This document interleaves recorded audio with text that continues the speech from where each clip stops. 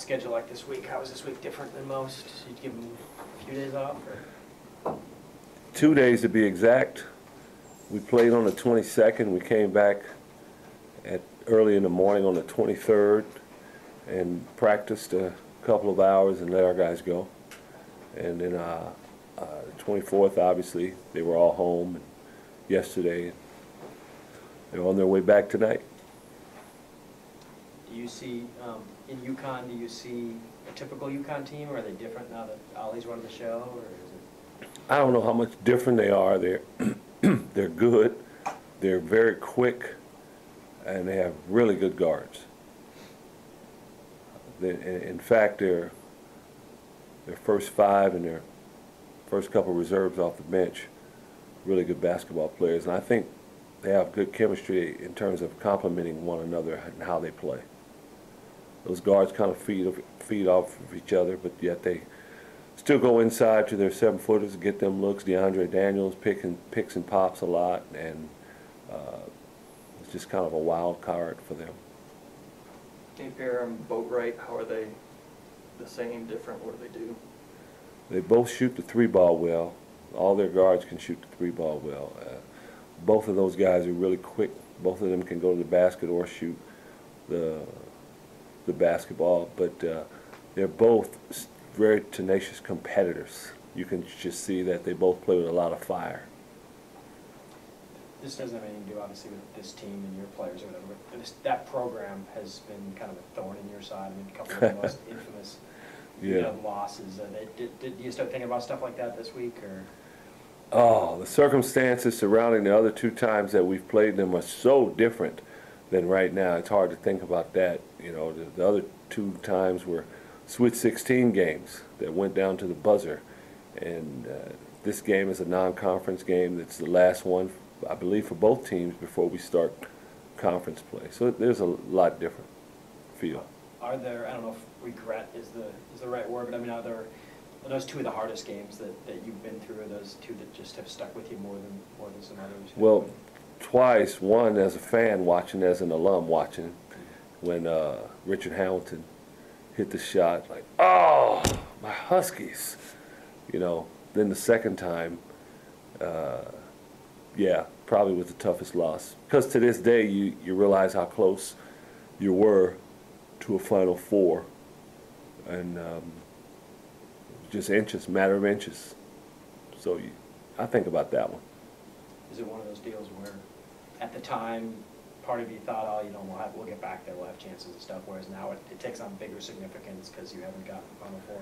I remember sitting in the locker room after the game, after we'd addressed our team and spoken with the media, just thinking, we got to work hard. It's hard to get to this situation where you have this opportunity.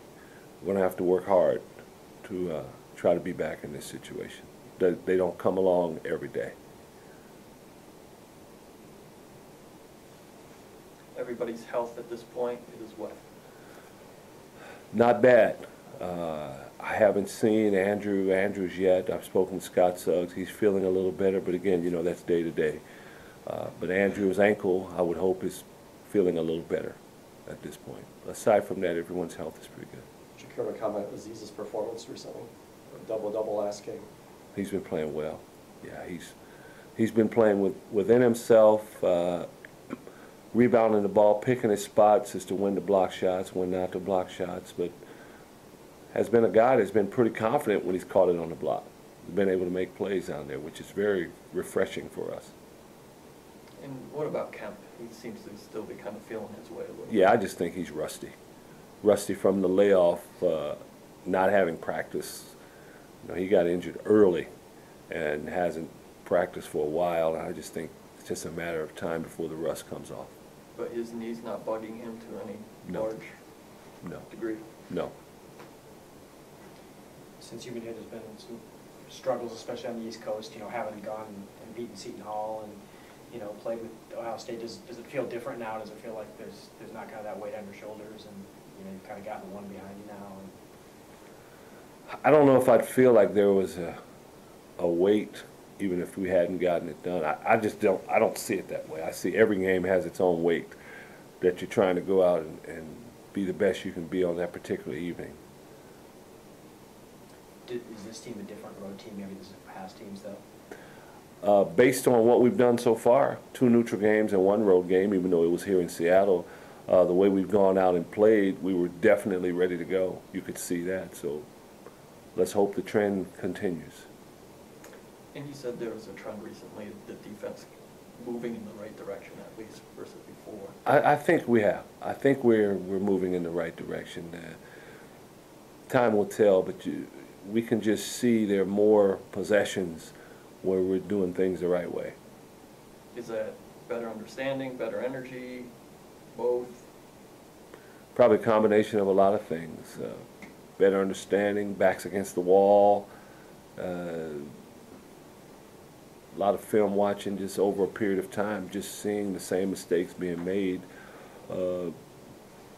Sooner or later, guys get it, hopefully, and I think we're starting to get it. Do you have any relationships with Calhoun and or Ollie? Did you know Calhoun did you guys run across each other a lot, and did you know Ollie at all? Or? Over the years, I've gotten to know Coach Calhoun, and in the Nike coaches trip, get time together, been able to spend some time with him. Coach Ollie played in Los Angeles at Crenshaw High School and was actually on a UConn team with Ray Allen when I was an assistant. We played them in the Elite 8 game. He was starting guard for UConn then. Just have admired him over the years, and got a chance to talk to him the last couple of years as he's gotten into this. I think he has a bright future in our profession. And he's also in a situation, he'd been there for a bit, but in a situation of replacing Jim Calhoun at a place where they expect to win 25 games annually, and he had people leaving, but they're just outside the top 25 still. What do you think he's done well to kind of maintain what's going on there? I think that he's is doing a lot of the same things Coach Calhoun was doing. I don't sense he's a guy that's come in and say, yeah, that was good, but wait till I get in and run my system. I don't think he's done that. I think obviously he's respected Coach Calhoun. He played for him and worked for him, and Coach Calhoun's done pretty good, and I think he's trying to keep things the same way. He is a tremendous people person, Kevin Ollie. He's a man of integrity, someone that you feel you can trust when you talk to him. And he played 13 years in the NBA, and I don't think anyone would have guessed that when he came out, maybe high school or college, that he played 13 years. But he did it because he's was really good, talented basketball player, but he's a great teammate and high basketball IQ, and he was just a guy in his latter years that teams wanted him to be a part of what they were doing because they knew he had great leadership skills. Coach, any thoughts on the upcoming conference season in the Pac-12? Any surprises or any teams that... I think Arizona State has done far better than anyone would have thought they would have. If you looked at those that vote, who's going to win the conference, who's going to finish last in the conference, I think Oregon State is playing better basketball than some people might give them credit for. I could go on and comment about all the teams in the league. You know, Colorado and Oregon are right up there the way they've been playing, but I think obviously the class of the conference right now is Arizona. I know UConn is not a Pac-12 team, but does it feel like the intensity kind of picks up here? You have this, you know, kind of a big program, and then the Pac-12 games. Is this really kind of another step up and kind of a different sort of season beginning now? Oh yeah, this time of year is why you play your non-conference games, to prepare you for what we're about to encounter here. Obviously a tough ball game on the road with UConn will be for starters, and doesn't get any easier for us in that we continue to play on the road for the next 2 weeks. Abdul's assist-to-turnover ratio is about even. What would you attribute that to, and does it concern you? I think there's been an adjustment this year with not, you know, Andrew Andrews has played alongside of Abdul at times, but even at times Andrew wasn't able to play at all, and Abdul's had to handle the ball for 35, 40 minutes at a time without Andrew being in there. And the other 3 years he had Tony Roden, he had Isaiah Thomas alongside of them, and they all helped each other because they were able to take turns a lot of times. And this year is the first time that he's had the ball in his hand this much. And I think there has been an adjustment, but even with Abdul, there were a couple of turnovers that he made in our last game that he would have liked to have had back, I'm sure. But aside from that, I've been seeing some progress in that assist turnover situation with him. It was 6-3 last game, which is more like Abdul, 2-1. But I've also seen him make some nice passes to guys here where he's starting to set guys up, slowly starting to see that, and that's been good. You know, he's taken more shots, he's scored more points. That's been an adjustment for him. So somehow you settle in on a happy medium of scoring more and taking care of the ball more. If I recall that the last UConn game was the tech foul that was real key, there was the 3 at the buzzer. I mean, is there something that sticks, something about that game that really sticks with you that's like just that didn't happen, we've been in the Final Four or something? Well, there were probably about 5 separate things that if that didn't happen in the last 2 minutes, we'd have moved on. But so there was not just one thing. There were several things. Have you watched the tape in the last 5-10 years? Do you ever go back and watch that one? Yeah. For strategy or for kind of your own mental health? I go back and watch games for a lot of reasons. Sometimes there was some particular set we were running that year for a particular player, and you go back and see how it worked back then because you're thinking of bringing it back. They had a huge front line and we had a small front line. And I want to say, okay, how are we able to compete being such an undersized team? Jamal Williams was the answer to that. And guys were just really scrappy. But, you know, you look back, okay, now I think I remember what happened. I'm going to watch this again. Now, what exactly happened? And then I end up getting all mad again watching it. Like the game just, I'm watching it live for the first time. Oh, why would I? Oh. Ever think about just turning it off with 2 minutes to go and just getting enough from the first 30 No, no. I every time, like reading a good book, every time you read it, you go back and there's something else. Although I devoured that one probably 20 times right after it happened. But I don't watch it every day. I'll say that. But when I have watched it, we definitely had our chances. And Brandon Roy was really good. Anything else from you guys? I watch it like, okay, what did John Brockman look like in a tournament as a freshman?